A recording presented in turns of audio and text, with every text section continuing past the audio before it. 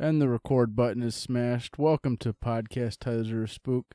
I'm your host, James Weeks, and today I am joined by a good friend of mine. We got Mike Shipley here today. I'm sure most people know who Mike is by now that listen to the show, but for those who may not, Mike, why don't you tell the people a little bit about yourself?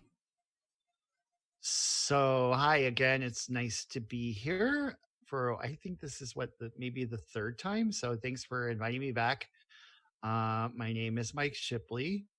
God, where do I start? The short version is former chair of Outright Libertarians, current treasurer, founder of the Povertarian Caucus, co-founder of the Libertarian Party Audacious Caucus, co-founder of the Libertarian Socialist Caucus of the Libertarian Party, participant on the Libertarian Anti-Fascist Committee, second vice chair, former secretary of the Arizona Libertarian Party, and former secretary of the Maricopa County Libertarian Party.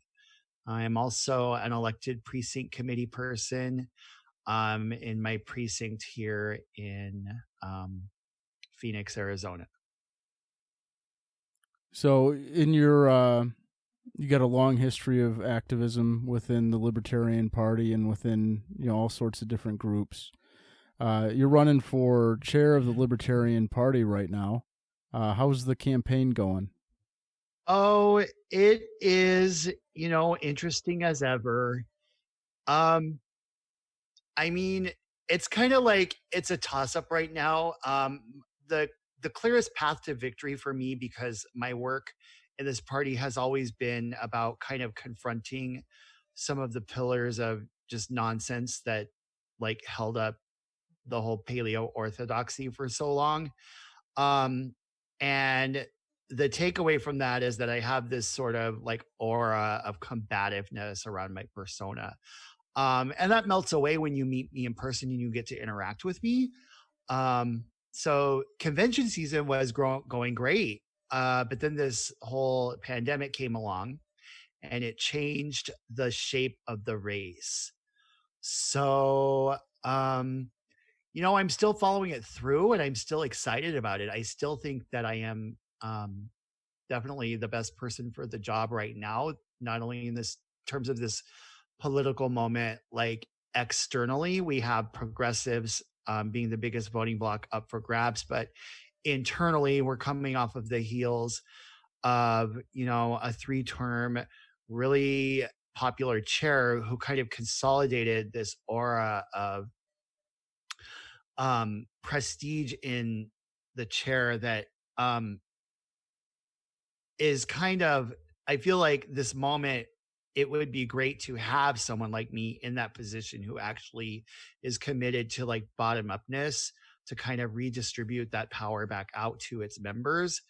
I think that's kind of problematic that the chair took it upon himself to endorse in the race and presume to, handpick the next chair. I think that should be alarming to everybody.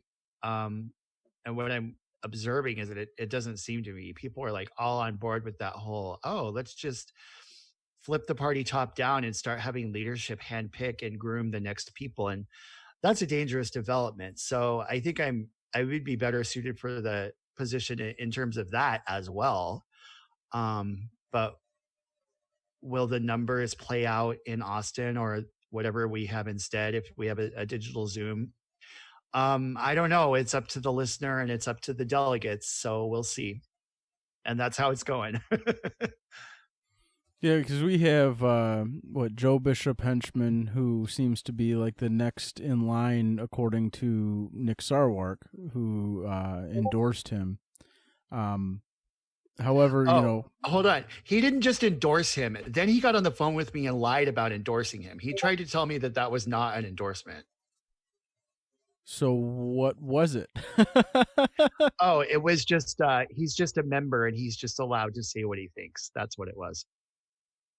How is that not an endorsement?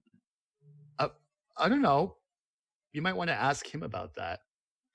Yeah, well, that's, current chairman endorsing someone aside. I mean, I guess that it makes kind of sense for him to endorse, but to say he's not endorsing when he clearly is endorsing seems kind of strange. But I mean, what's the big reason for running though? What's the what are you trying to accomplish by becoming chair? What would be some of your things you'd focus on as chair that set you apart from Joe Bishop Hetchman or Joshua Spammy Smith? Well, I think like the core of that answer would be, and how do I explain this? Like, I'm not the only one in the party committed to principle at all. And, we're all human and none of us are perfect. So, I'm not trying to portray myself as some angel. But the principles that underlie what it means for a world set free to honor the individual, they very much have to do with the idea that central planning doesn't work, that authoritarian top down structures are inherently sort of violative of individual agency. And the takeaway from that as an organizer is that you need to sort of inspire others to grow into their own best and simultaneously sort of orchestrate things without like bossing them. And that is a skill that you don't just learn in, management school or whatever it is. And we don't have a lot of examples of that in the corporate world. So people that are, positioning themselves as, having lots of experience in the corporate marketplace or other top-down institutions or just industries that are run from this central planning logic, that experience, it presents well when you put a suit on it, and it kind of speaks from a place where we're all conditioned to like bow down and obey it. But it's antithetical to what a libertarian organizer, at least one that's good at it, should really be drawing their experience from. And that's what I bring. I learned that by trial and error over the past 10 plus years of libertarian organizing in this party. And I think the work that I alluded to earlier is like a testament to that. I didn't central plan how I was going to take down. Well, to be clear, I shouldn't even be using the word I here. It was very much a we thing. I didn't centrally plan the role that I would play in the work that we all did together in kind of toppling the Ron Paul industrial complex, or whatever you want to call it, transforming this party into a place where libertarians of all kinds could work together. And they called all of us names that whole time infighters, and that we wanted to keep our debate club small by, sort of, back in the radical days when the radical caucus was the only thing that was holding this party accountable and the non-aggression principle was the only tool we had. They said that you're just being idealist or you're utopian, or, they called us all kinds of names, and we fought our way through all that. And the organizing work that I did and the experience that I gained in sort of listening for the narratives that would be helpful, and like drawing those out of that, like, oh, they're poor shaming us and there goes the povertarians, right? None of that got centrally planned. It's having like an instinct for sensing what's there and what would be powerful to like breathe life into, or participate in having life breathed into it, or however you want to put it. And also like having that be not something that like even in the middle of those things happening, there's no like central planning going on as much as there is sort of central, or just like organizing without bossing. I don't know how else to put it, right? Mm-hmm. And those projects, all of those things that came to life, like they have been central towards building oh, this is why I talked about us, like them calling us combative and saying that we fight with people. And then on top of it all, at the very end, to come up with this cool bottom unity idea. And again, like this is not a centrally planned thing. This is everyone getting excited about a cool idea that is helpful and gives us a way to work together. And it has actually brought forward a new sort of pluralistic, expansive idea of a big tent that doesn't just falsely call itself a big tent to make room for like ruling class politicians like Bill Weld, but actually focuses on an anti-authoritarian narrative that is resilient, and it gives us all this great strength. I mean, it's beautiful. And so the work that I have done is a testament to kind of being able to put together ideology and praxis and apply it practically to organizational narratives and structures that can actually bring them to life. I mean, it's pretty fucking cool. And so that's why I'm running for chair. Right. So, there's a lot of problems with that within the Libertarian Party, with people wanting, because we're 100% supposed to be a bottom-up organization. It starts on the local level, and then, your activists are out doing things in the community and doing activism. And it really seems to me, what I've been noticing over the past few years, I've really been kind of paying more attention to what's going on with the party on a national level. I really didn't, it's funny, my journey in the Libertarian Party, I joined my county party chair or county party, and I didn't really care about the state party at all until the state party started messing with my county party. And that's when I started getting active in the state party and doing things there. And, then later on started paying attention nationally. If the state party would have never messed with my county party, I would have never even started, I would have never got naked on C-SPAN, basically, if the Libertarian Party of Michigan hadn't tried fucking with my county party. I would have just still met and just a county party guy, basically. Long story short on that. But I've noticed that there's a lot of people that I'll call them the party elites, for lack of a better way to say it, that really want, as much as they want to say that, activists like me or like you or say Vermin Supreme or anyone, they want to say that, we're not taking the party seriously and we're not trying to accomplish things and all that kind of stuff. But what I really have noticed is that they kind of want almost like the party to be like a debate club. And as much as they want to accuse, people like me and you of wanting the party to be a debate club and all that, but they're the ones who want it to just be a debate club where they meet up every couple of years and have their country club style, convention and act like they're a bunch of big shots. And, they don't really want the amount of people that can be brought in through like a campaign like Vermin Supreme, for example. They don't want that. They don't want the mass support. And then on the other hand, you have people that want the party to be just like this strict, ideologically pure, whatever the hell that means, party where everyone has to agree with everything that Ron Paul said, Right. So you got like two ends of the kind of like two ends of an idea there, where both people are trying to keep the party held back.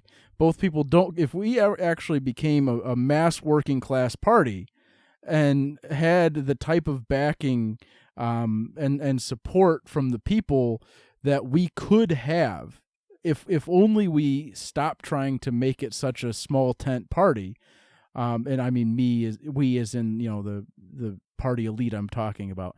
If the party elite stopped trying to make us such a small tent debate club, country club style party where we only meet once a year and then circle jerk each other about how great we were at doing whatever kind of bullshit with Bill Weld or whatever, we could really accomplish something. But no, people want to act like they're the big shot in the small fish bowl, that they're the biggest fish around. And, I had this. Yeah, and I've noticed this, and it's starting to drive me a little bit crazy about this party, is how many people want to tell, what I'm doing, and when I'm out trying to recruit people who may not always be 100% agreeing with the party platform, but big whoop. They're trying to recruit people that don't agree with the party platform, but for a completely different way. But when I'm trying to recruit people from all across the libertarian left and right spectrum, I'm trying to recruit a whole group of people. And so what? They're not failed Republicans. Right. So what if I'm not trying to recruit people who from the GOP? So what if I'm trying to recruit people that are non-voters or have never voted before in their life? I mean, I remember one time when I was running for state representative at the time, and I ran out of dog food, right? And I realized, oh man, I'm out of dog food. I need to be able to feed my dog tomorrow.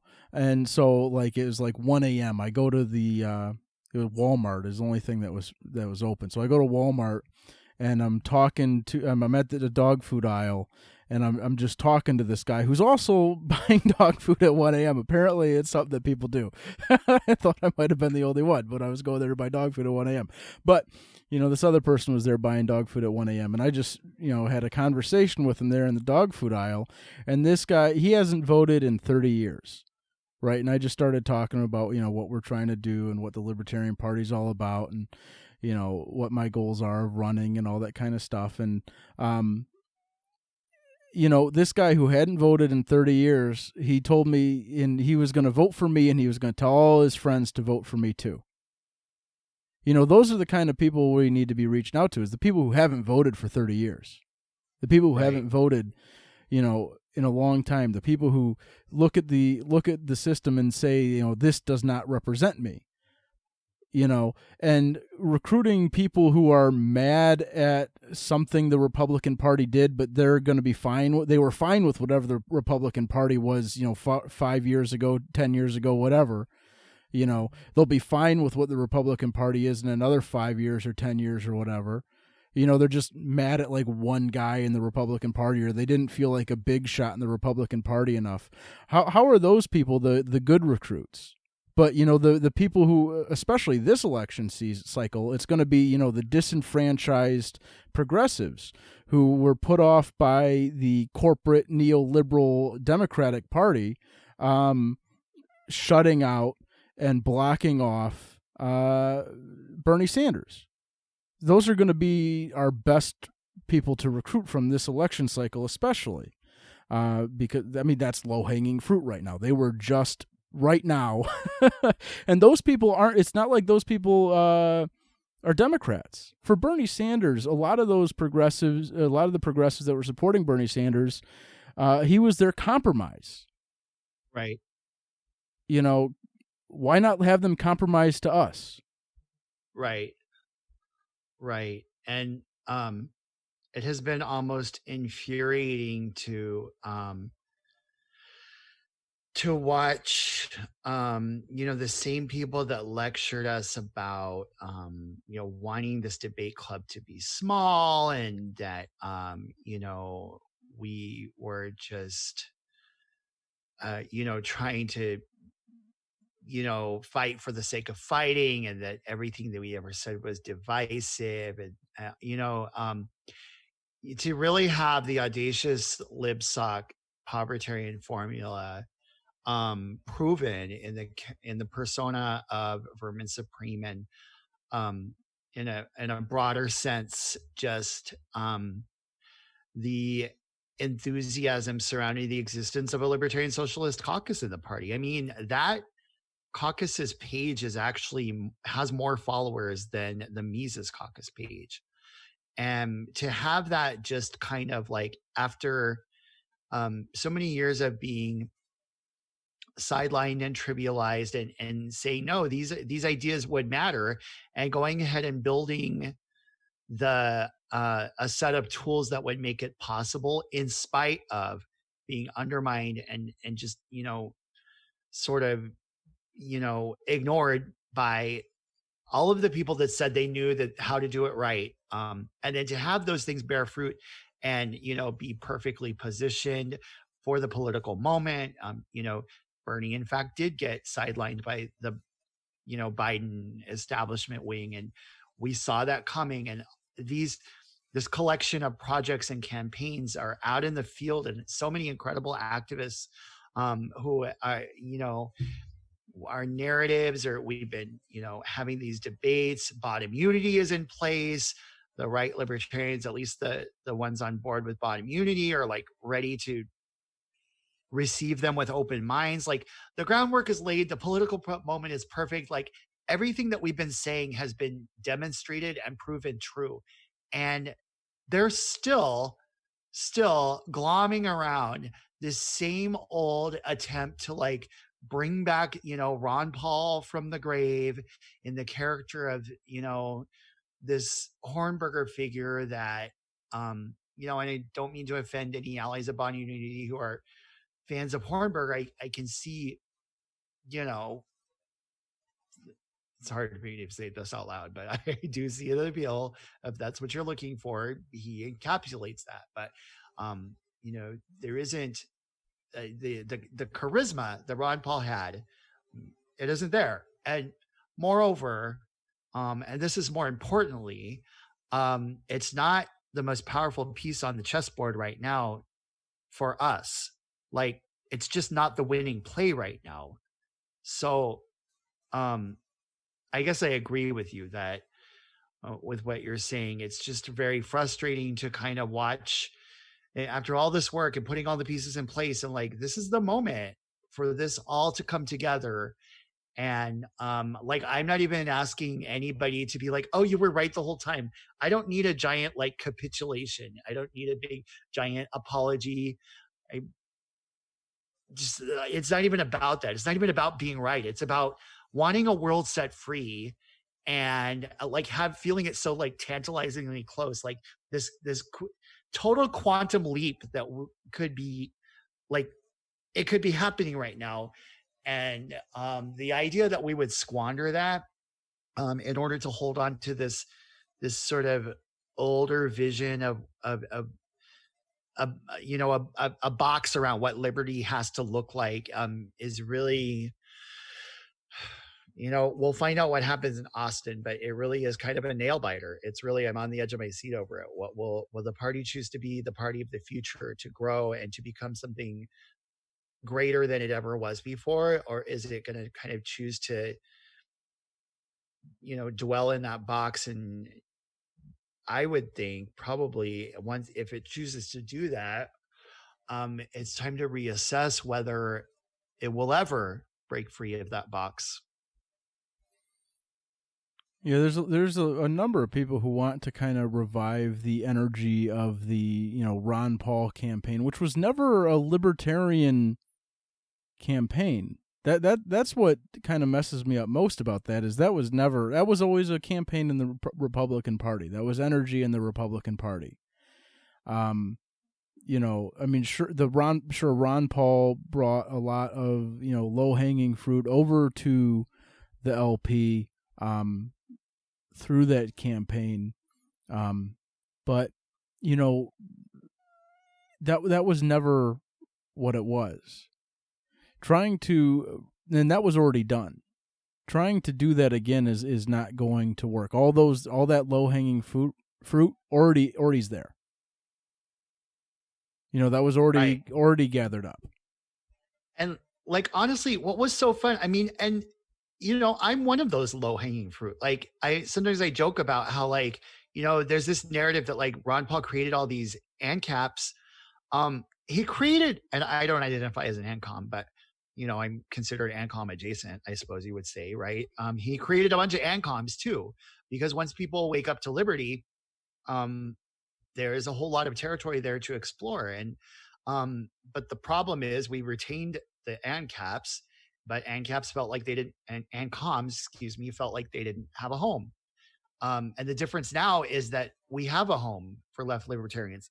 And, in terms of the energy that was so exciting at the time, it was very grassrootsy. It was very like meme culture. It was, you know, producing your own content in your own, um, very do it yourself, almost kind of like a punk ethos in a way.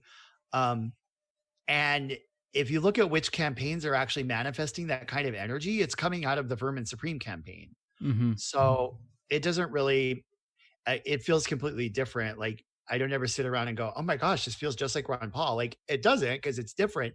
But I'm talking in terms of like the grassroots energy and the mass sort of popular surgence of like hope and a desire for and in that I remember in that moment it was a disenfranchised moment for me. Like I was feeling left out of what the mainstream parties were doing, and I was looking around for alternatives. And that I think is like the other side of what counts as, quote, a Ron Paul moment around a particular campaign. The Ron Paul moment right now is about progressives getting shut out by Biden, and who are they going to get excited about? What we're seeing, what's actually happening, is that like, and I mean, I guess I'll appeal to the invisible hand here, like trying to manufacture a Ron Paul moment around Hornberger when the invisible hand is clearly creating that moment around Vermin, is just it's completely, again, I don't want to like throw shade at, I do have some allies that count themselves as Hornberger fans, and like again, like that's a valid, but in a tactical sense is where I'm speaking here. It's just that just isn't it. That just isn't it. Right. The grassroots energy and the energy coming from the people who feel shut out by the Democratic Party is going to Vermin Supreme. You don't see people that were going to vote for Bernie Sanders going, you know what, I'm voting for Hornberger. Oh, Right. I'm voting for Arvin Vora. Oh, I'm voting for Adam Kokesh. They're saying, oh, I'm voting for Vermin Supreme. And those are votes. Those are the votes that we need to get that 5%. If we want to get that 5%, which we desperately need to get to become a minor party, that's the one to do. And I get it. I get it. It's scary to, all the right libertarians that have had their right libertarian debate club and their right libertarian country club meetings for so long to actually become a mass working class party that's big enough to actually get the votes we need in order to maintain ballot access and get the federal funding for the elections and all that kind of stuff. That means that we're going to have to bring on, left libertarians. And who are those left libertarians? Those are the people who Bernie Sanders was their compromise candidate. Mm-hmm. Exactly. And just to reiterate the point about the energy that's out there, like we're talking about platforms like TikTok where even like youthful sort of Gen X and millennial types. I mean, these are, I don't know what they're calling Zennials or whatever. Like we're talking about like late teen, early 20s, like first time voters. Vermin's got millions of hits on there. We're seeing Facebook pages pop up that like none of us like Yang identified with like a pink boot on the head. Like, what even is that? Like we still haven't figured out who created that page. And we're seeing, Twitter influencers with, tens of thousands, hundreds of thousands of followers, just spontaneously like tweeting that they're going to vote for Vermin. And like in other words, like a blossom of energy that's like bigger than our campaign, like that we are not, like when you're promoting someone, there's like a first stage, like a circle around where like you're slowly growing, and like that part you can see. But when it's kind of like growing virally, is when you start to see reflected back to you like campaign content that you didn't create and you have no idea where it came from because it's not even in that next circle beyond you. Like it's literally just coming from nowhere. And we don't see that kind of like we just don't. The Libertarian Party is pretty small. We don't have many examples of campaigns that we've started where it just blows up like that. But with Vermin's campaign, we're seeing that, and I don't think. I wish the people that are kind of like pigeonholing what they're seeing, or like all they want to see is the boot on the head, or all they want to see is, you know, some audacious guy that they want to ignore. I really, really wish, because I know that they want a world set free just like I do. Like, we're on the same page with that. And we're not trying to shove something down anyone, cram it down there, you know, where they don't want it. No, this isn't about this. This is like genuinely about, like, this is the tactical thing that this moment needs. And that this moment, like, the demand is there. Our job is to supply for the demand, where the political marketplace is right now. That's where we're seeing supply and demand meet. That's where like the political price curve is meeting right now. So I hope people will, you know, give it an hour or two. Just open up your mind for an hour or two and really click around and see what's going on. And you'll be like, wow, this is what we need. This is really what we need right now. Yeah, it would be really amazing to see what Vermin Supreme can do and bring in. I mean, if you just look at just the numbers for this presidential candidate recruiting contest right now that the Libertarian Party is running, you know, as of yesterday, when I last checked the numbers last night, Vermin had, you know, something like 10 times the amount of people recruited as the next biggest candidate. It was like a huge, huge difference between the amount of people that Vermin is bringing in versus anyone else. And, you know, that's what you need, is someone who's actually and this is not like a well-advertised contest either. That's the best part about it. Right. Is that it's like he's doing that without even trying. Right. And I mean, again, think of, like, it's weird because just running for chair has caused me to really grow into my own sort of practical side. And then I guess it's been really rewarding to see that there was never any disconnect between my practical side and my sort of idealist side. But what I'm saying with all of that, in terms of like practically speaking, it isn't just that the recruitment energy is there, but that we've laid the foundation for retention. So for the first time, these people aren't just landing in a space where like there's one single narrative or like one single orthodox way to speak that narrative that's approved, and the rest of the time we spend fighting over whether you know, who's more radical than thou, right? Like, it's almost quaint to even remember that even just 5 years ago, that was the defining, like, that was the big power struggle in the party. Who was radical, and whether that counted as being principled. And like, we're so far past that now, in terms of like, I suppose, kind of like self-respect as a collection of anti-authoritarians with different ideological affinities, who have learned to work together and have learned to have conversations that don't revolve around which one of our, you know, versions of liberty is like the most liberty or approved one. Like, there's a space now that's affirming. We have a foundation, my point is, that can like uphold and empower all of these new recruits that we're getting. So I don't know, another part of this that I think about too also is that, and maybe this is something actionable that we can take away from this, is that we've never really had that before. So the idea that we could fight and win for the hearts and minds of progressive voters, that's completely new. So maybe there's some room for personal responsibility in getting out there and making the case, explaining how that is. But like, well, I'm going to leave it there and see what you have to say back. Well, yeah, I mean, a lot of the people who were, you know, progressive voters and supporting Bernie Sanders, Like I said before, he was their compromise. He was their compromise candidate.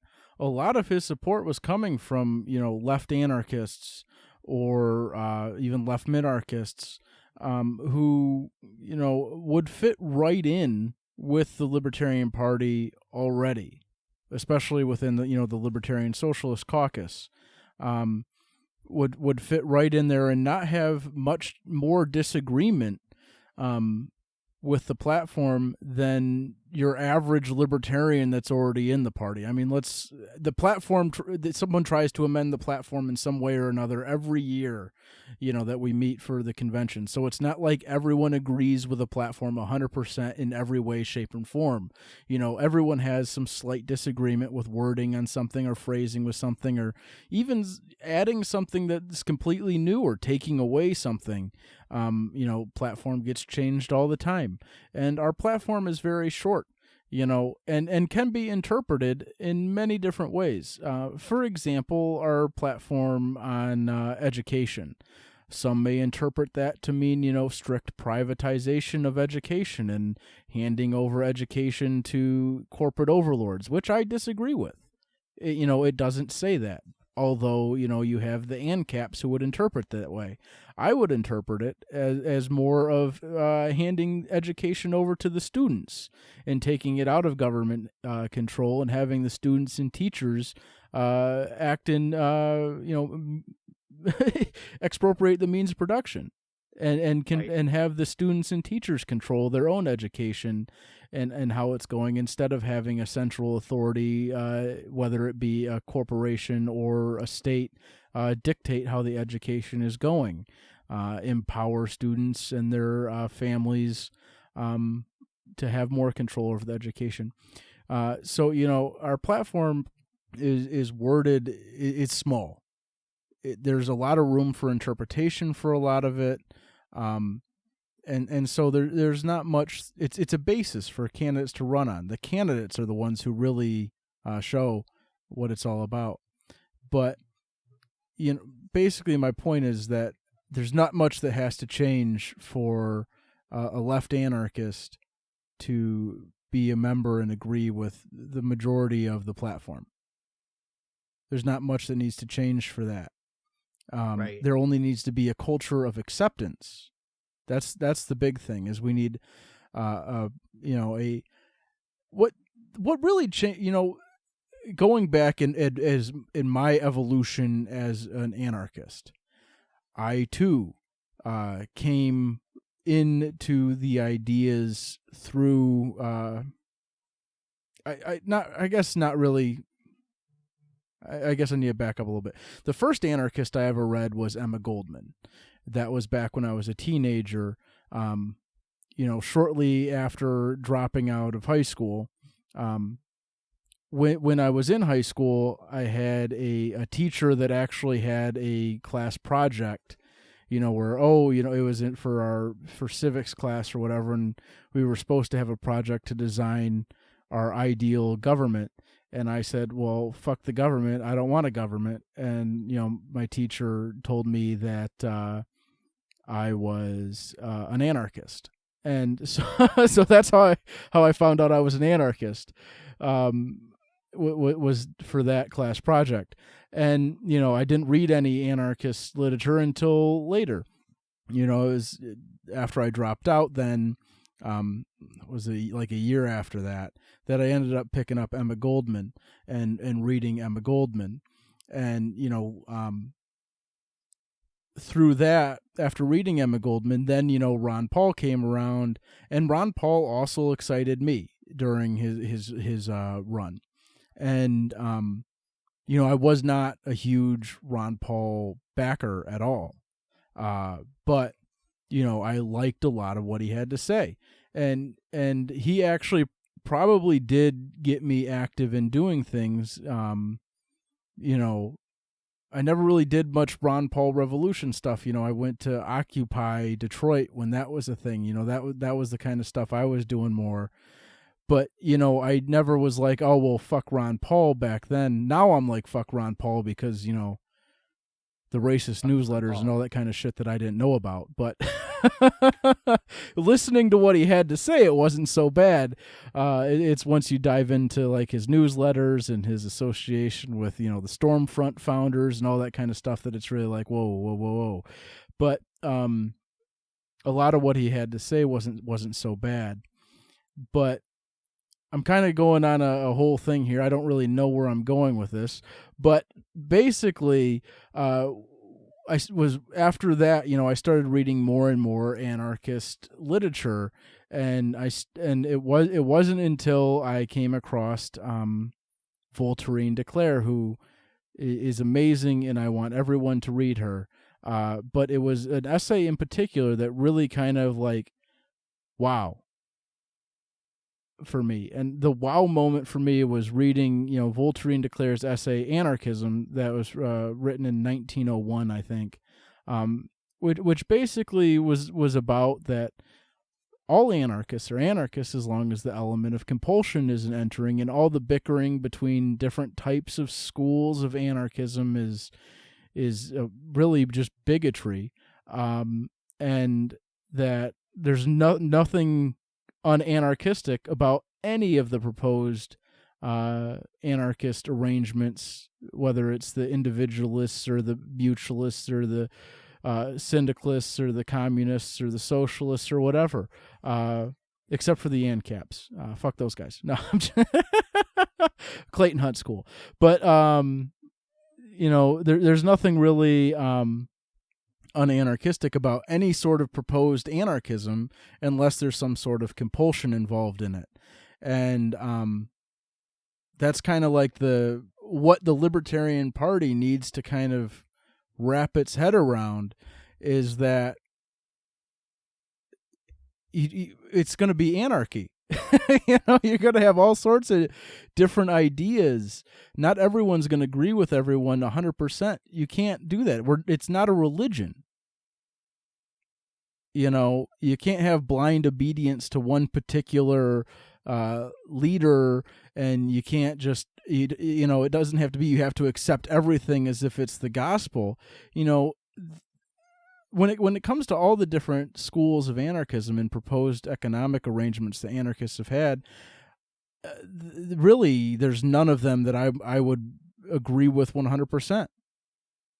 There's not one of them that I would agree with 100%. Like, oh, this is it. I haven't come across, you know, any sort of economic arrangement where I'm like, oh man, this is the shit. And I don't know how people do, because there's always going to be flaws. There's always going to be problems. And the best way to do it is maybe to have all sorts of different arrangements all together working in some sort of symbiotic way where, you know, perhaps this territory functions on an individualist level. This territory functions as a collectivist. This territory functions communist. This one's socialist. You know, all different ways of doing things, all, you know, together working in harmony. You know,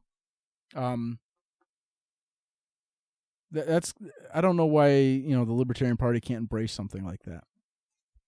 Right. You know, one of the things I've been thinking about lately too, well, two kind of things that piggyback off what you just said is like, one, I've been moving away from sort of specific labels. So I remember for a long, I mean, it was only for like a brief minute, but like at one point I even did identify as an ANCAP, right? And that was kind of like, I was originally a progressive, a liberal Democrat. And then I kind of swung through Ron Paul that way. I suppose he would have called me a constitutionalist, but I wasn't really. I was just becoming kind of ideologically aware. So then I kind of drifted back through ANCAPism and then started drifting left. And my point is I wound up somewhere around mutualism before I started. I was starting to go like, wow, syndicalism, that makes sense too, you know? And then like, to be honest, there are things about ANCAPism that make sense, but that's not really my point, because before I really ended up there or wherever it is that I am now, I kind of realized that, like, you know, truth be told, like, I don't think I can actually centrally plan what a world set free is going to look like. And I don't think I'm really interested anymore in trying to pick a single set of things that's supposed to work together just perfectly to achieve this magic formula. Like, if there is a magic formula, um, it's not gonna, like, I am not gonna be like the light bringer who is like here to like make sure you all do it that same magic formulaic way. You know what I mean? So like for me, I've been moving away from, like, I'm just an anarchist. I don't know when we should share. I don't know when we should trade. I just know that sharing and trading are two ways that people can do things. And I think that, we can find out together what works best. And honestly, I forgot what the other, when I started talking, I said there were two things, and I think I might have just blended them together to say all that. Um, so that's kind of my statement there, is just that the more that bottom unity, I guess, actually there's kind of like a transformative aspect, like, um, and I'm talking about like in the justice sense, the way that, one of the anarchist theories about justice is that it should not be punitive, but it rather should be restorative in cases where harm has been done. And it should also be transformative, meaning that we're continuously kind of looking for to resolve the underlying um, sort of things that are fueling the injustice. So, for example, just um, a really obvious one would be like survival stealing, right? So if I'm suffering severe economic hardship, um, I may be tempted to kind of violate the norm of trade. I'll put it that way, right? Because I'm boxed into a corner and I'm not able to trade in the marketplace for things that I need, and so maybe I'm stealing for that. All right. So maybe there's a conversation about property rights to be had, right? And there's a restorative angle there, but there's also a transformative one. What are the factors that led to my extreme poverty, to where I was placed in this impossible situation? Those are social conversations that are bigger than the so-called criminal, right? And so transformative justice operates on this logic of like that no one is disposable, and that everyone is both a product of and an agent of the circumstances that we face together. And why I say all that is because bottom unity, I think, has a transformative component to it, because it's causing me to rethink how important my ideological commitments really are to me, and whether I'd rather collaborate with people than um, act from a place that is exclusionary, right?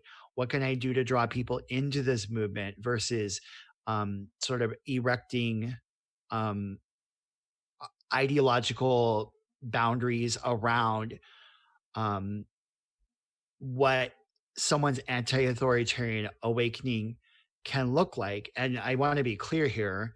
Um, when I think about immunity, I think of it as like a single issue alliance on anti-authoritarianism. So there are kernels of ideas that, well, I'll use myself an example so that I'm not throwing anyone under the bus. When I first got into this movement, one of the things I had a hard time letting go of was the idea of public schools. And the reason why that was important to me is because knowledge is power, and that is real. And I believed that making schools available to people who could not afford private schooling was helping them have enough knowledge to not continue to be, to suffer or whatever. And it took a couple of years for me to process the analysis where if the state controls knowledge, then it can actually withhold the power that comes with knowledge, and it can do this by manipulating the curriculum. And so, in fact, the structures that are supposedly empowering the people are actually being used to disempower them, right? Which is a refined, more sophisticated understanding. So I was transformed by that. And my point is, it's possible for someone to be libertarian on lots of different things and still not be libertarian on a few of them. And when we make people like that feel like they're not welcome, we close the door on them and we prolong the entire struggle. So this has had all kinds of implications. For example, with the alt-right, and they have this commitment to border this idea that the borders are just like your front door, or sometimes they're committed to like the Constitution in a sort of like fetishistic way, right? This idea that the social contract is inviolable and shouldn't is beyond critique or whatever. I guess my point is it like transformed the way that I handle accountability and recruitment and balance retention versus accountability in those moments. And I'm not really 100% sure I am even fully transformed by that myself. Because some of those patterns that emerge, and this is true with like tankies as well, are actually like super dangerous. And we shouldn't condone the idea that if you just have a few key anti-authoritarian or authoritarian ideas, you could still be. So in that sense, I'm probably like, I should probably stop and let you talk, but I'll just conclude. But like what we found, or at least what I found, is that although bot immunity is transforming me, it's making me more able to have more conversations with more people. It's also calling for me to be expansive and welcoming at all times. And so it doesn't function, it doesn't have an exclusionary function where and I find that I think I'm connecting too many ideas at once. So I'll just leave it there. But my point is, I guess there were some people uncomfortable that we were throwing at too much of a welcome mat. And then simultaneously, what else are we going to do to get to a world set free except have that welcome mat out for everyone, especially when anarchist justice is about the idea that no one is disposable. Do you see where I'm going with that? So it's been an interesting transformation for me as an activist to find new words and new vocabulary and new methods to encompass all of that and to do it in a dignified and responsible way. Well, what I find funny is this very same people who want to accuse bottom unity as just throwing out the welcome mat, when bottom unity is bringing in people across the bottom, we're bringing in bottoms. We're not bringing in, so we're bringing in people on the bottom of the political spectrum. We're bringing libertarians, left libertarians in particular, into the party. Right libertarians are already there. We're bringing in left libertarians. The same people who want to complain about that are the same people who want to throw the welcome mat out for authoritarian right ideas. That want to throw the welcome mat out for people on the alt-right. People who want to, do some extremely authoritarian things. When it comes to anarchists don't want to impose shit on people. It's about freedom. It's about getting rid of those hierarchical relationships in our life and setting the world free. Different anarchists have different ideas on what exactly that might look like in the end. However, all anarchists agree that, compelling people into arrangements that they would not consent to, that's unanarchistic. As Errico Malatesta said, imposed communism, and this is Malatesta was a anarcho-communist, and he said, imposed communism would be the most detestable tyranny, and free and voluntary communism would be ironical if not for the option to, I'm butchering this quote right now. I'm just destroying it. I'm actually, but basically, that you're free to do whatever, as long as the conditions are that you're not, exploiting others, that you're not imposing your will on others, that you're not, imposing a hierarchy on them. That's of course always the condition. However, throwing the welcome mat out to people who want to impose a system on people who want to impose, for example, a white ethno state, as the people on the alt-right want. That is tyranny. That should be unwelcomed. However, right unity seems to be the commonplace for many right libertarians, much as left unity is for left libertarians. It's for some reason the default is always that. And I don't really know how to combat that, at all. I have no clue how to combat the always the tendency to try and unite based on right and left instead of top or bottom. Of course, the top, they have their red-brown alliance. There's top unity. Right. And I'm glad you mentioned that. I mean, as terrifying as that is, and how like absolutely chilling, the development first of the alt-right, and now we're seeing a rise of left-wing populism and red-brown alliances coming out of that, or even like centrist top alliances like around Biden. This blue no matter who thing is another version of top unity, and as sort of I guess terrifying. I hate to like keep using like hyperbolic language. I mean, I'm not literally sitting here in terror. Okay. But it was what the point that I'm making is that there's some hope in that, right?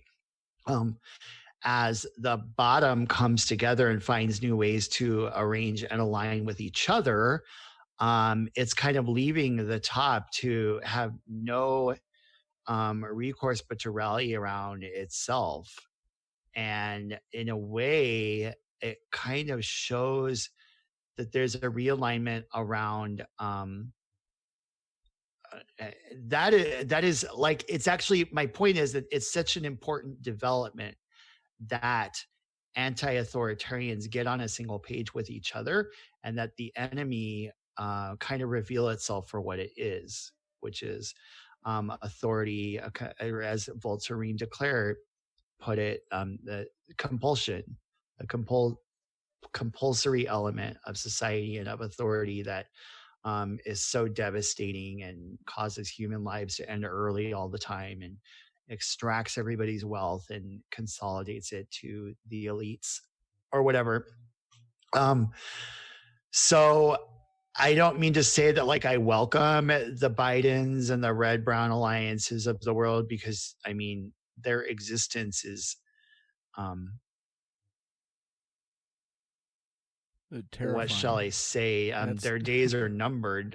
They have to be defeated. Mm-hmm. So it'd be preferable that they just weren't there anymore. That's the eventual hope. But in the short term, just being able to see and name them, and that they have to come out and like, be. You get my point, right? The fact that they're there, like the enemy is in view now, like soon the whites of their eyes will be visible, and the metaphorical shooting can begin. Do you see what I mean? Mm-hmm. And at that point, hopefully we've gained the mass appeal that we need, and that we're able to overcome. And I believe that freedom always wins. I think that in the long arc of history, we see humanity becoming increasingly more civilized. I mean, as brutal as authoritarian capitalism is, it was an improvement over feudalism, right? And as brutal as that was, it was, the point is that humanity is outgrowing its barbaric past. And I think that trend is going to continue, but we still have to kind of fight that war. Yeah, it's on a lighter note, let's we got pretty heavy here. So, with this this isn't really a lighter note at all. Never mind. That's not lighter. Well, with COVID-19, everyone's been, quarantined in their homes and all that kind of stuff. What have you been doing to spend your time, in quarantine? What's going on in your, how are you spending your time? You find any good TV shows to watch or anything? There is and I've only watched 2 episodes so far. I'm not a huge TV person, although I've got Tiger King in my back pocket. I determined that I'm gonna watch it, I just haven't yet. But what I did sit down and watch a couple episodes of, is that there's a remake of a show called Amazing Stories, which is like kind of like a different, like a Twilight Zone or a Black Mirror, like, a show that's about, um every episode is a different story, and it's about, science fiction or, sort of monster fantasies or whatever, just like tales of the unusual kind of thing. And I really enjoyed the second episode that I watched. I encourage, um especially gender and sexual minority people who don't get to see ourselves represented, positively in the media. I mean, we're represented as the serial killer or the troubled relative, or, um, we see storylines of our pain or our troubled lives that we live. Those storylines are representative, but just the pure sort of, and don't get me wrong, this it's episode 2 of Amazing Stories, the Amazing Stories remake, on Apple TV. And I guess I don't want to spoil it for you, but what I will tell you is that, getting to see a almost traditional happy ending, I guess. I mean, that's a bit of a spoiler, but um Is each episode like a self-contained story? Does it? yeah, every Okay. episode is its own. So you could just watch episode 2 if you didn't want to get wrapped up in a series. And it's just, I really really enjoyed it. Like, I actually, like, it brought tears to my eyes to see, um how how it all came together in this story. So, that's all I'm going to say without spoiling it, but that's my answer. As far as other COVID, to be honest, I already had worked from home.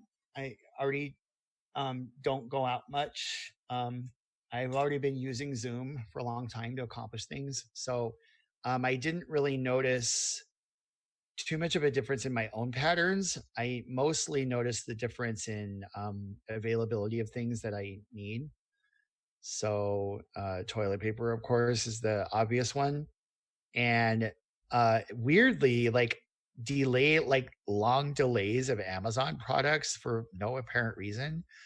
But then I found out that, it'll have a delivery date of like May 15th, and you'll be like, holy fuck, okay, I guess I'll order it. And then it shows up 2 days later anyway. So I think Amazon's just kind of covering its butt just in case, but they're still kind of meeting their delivery deadlines. So there's that.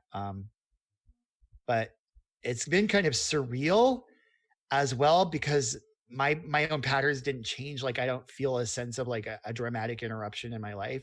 So when I read these news stories of, like a couple of days ago, I was reading a story about COVID survivors because now they're immune and they get to go out in public, because they're not at risk or whatever. And it was the story of 4 survivors, and they were covering them like these case studies with these people, and who were describing like these guilt feelings that they had because they could go in people in public and other people couldn't. And I just was like, I felt like I was reading a story from like some other universe. Like, I get that that's real, and I don't mean to like diminish it, because I a lot of people's lives have been severely interrupted, and that's not something to like diminish. Like, that's real. It's totally real, and I I honor that.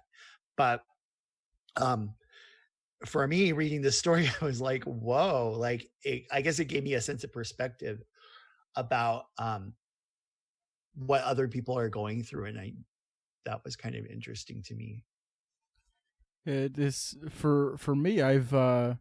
right when I went into quarantine, right when they started with this, Animal Crossing came out, and so since then I put like 180 hours on Animal Crossing. So that's so Yeah. if anyone wants to add me on Animal Crossing, add me on the Switch. I'll put my friend code in the show description for you. Add me on there. Give me some fruits and stuff. But that's how I've been spending a lot of my time. As well as watching a little bit of TV here and there. I did watch Tiger King. Wow, was that show? Is it really everything that people say it is? It was a wild ride. It was a wild ride. I'll tell you. It was like it was definitely, it's sad. It's really sad, but it's like a train wreck that you can't look away from. It's just nothing went right and everybody was just awful. Just awful. There was no one thing that was what people want to act like, though, that there was like clear bad guys and good guys in it, and there really wasn't.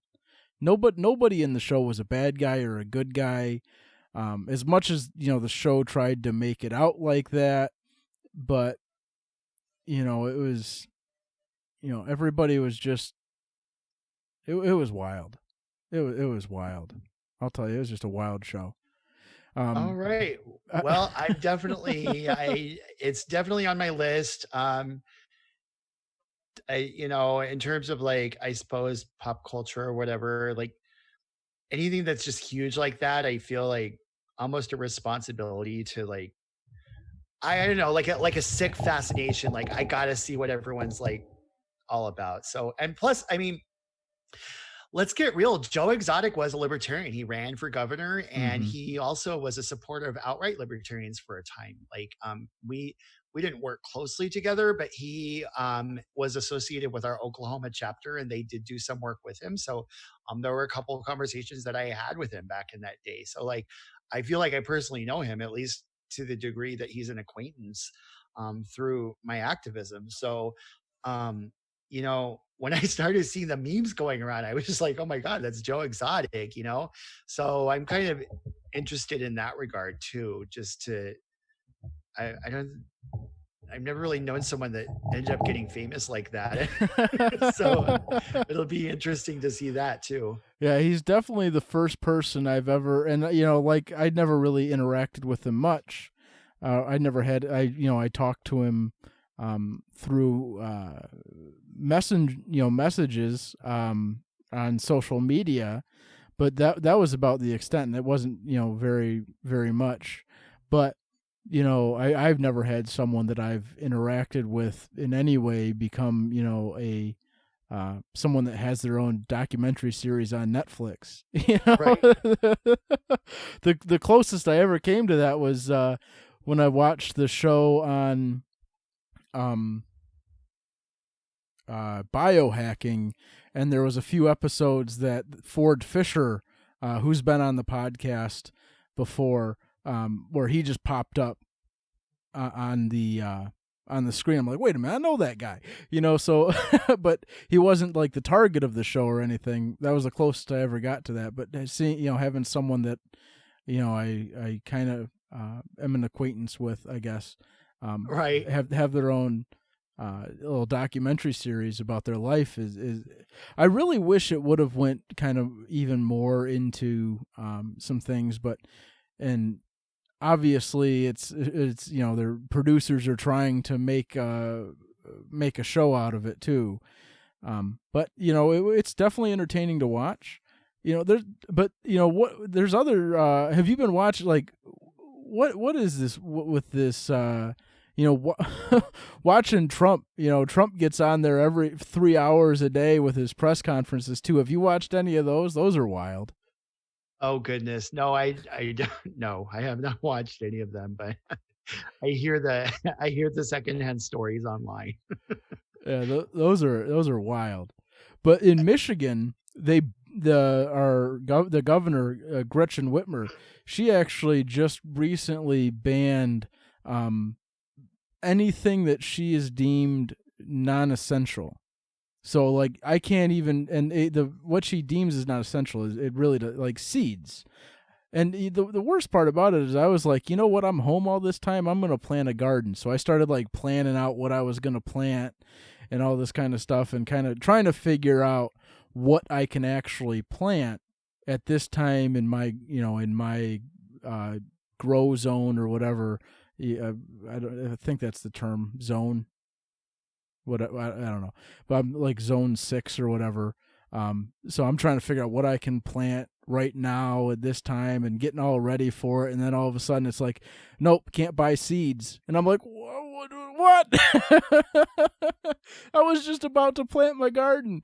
But I'd never planted a garden before. So this was like, kind of as soon as I'm planning it all out, and all of a sudden I get the rug pulled out from under you on that. So if anyone's listening that in their state they can still buy seeds, mail me some seeds. I could use some seeds so I can plant some stuff. But some of the stuff is wild. Like I can understand, not buying TVs. I can understand shutting down buying of thing, but vegetable seeds, you can buy those with SNAP benefits because you're growing your own food, and especially with the supply line being kind of in jeopardy with this thing. If this virus gets much worse, what's going to happen with that? What's going to happen with people's ability to get food to the store? There's definitely questions on that need to be addressed. So having, food that I'm growing in my backyard would be a comfort for me in knowing that I'm still going to be able to eat, even if I can't go to the grocery store and buy a can of peaches. Right. So it would be a great comfort to me to know that I have,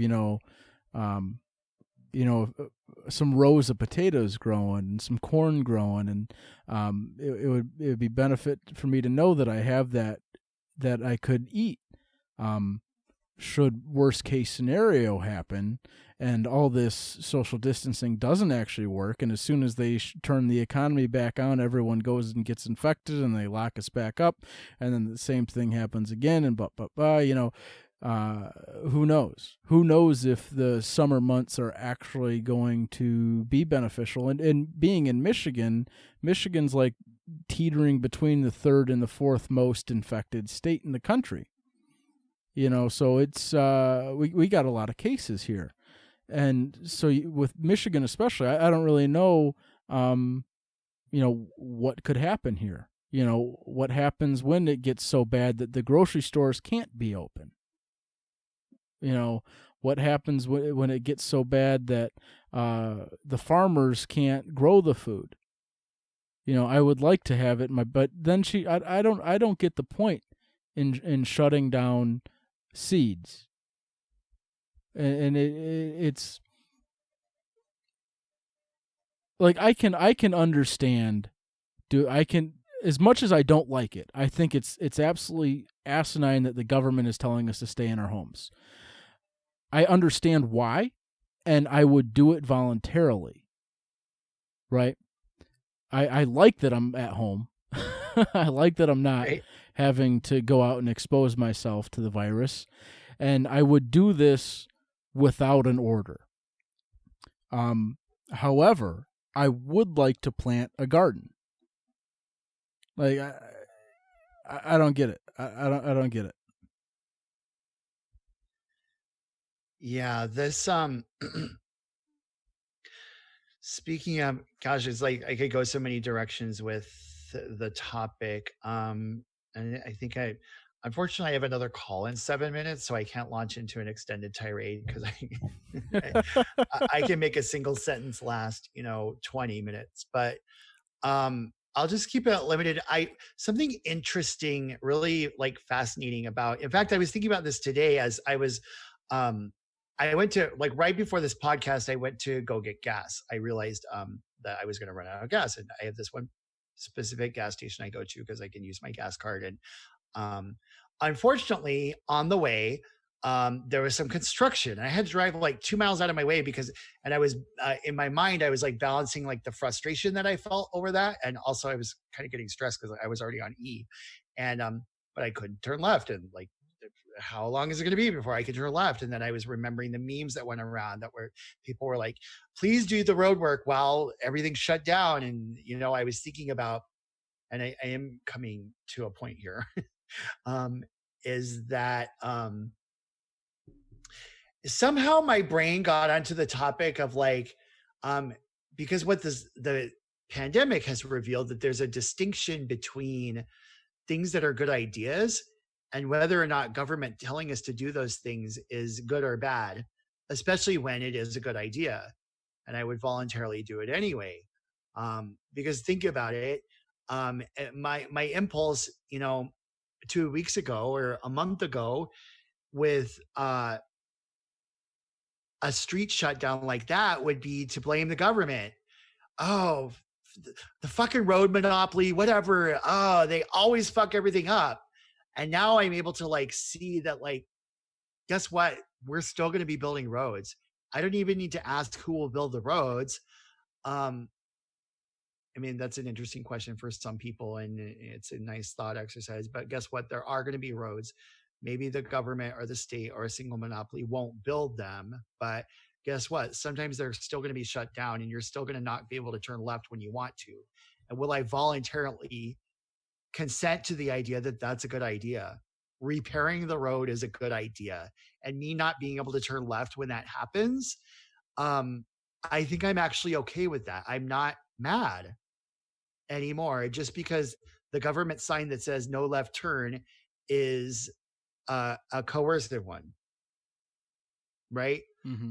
And I'm not sure if I'm making a clear point, but it comes back to like, if the shutdown was voluntary, or if like it was just good advice, if epidemiologists just use their blogs to tell us all, guess what?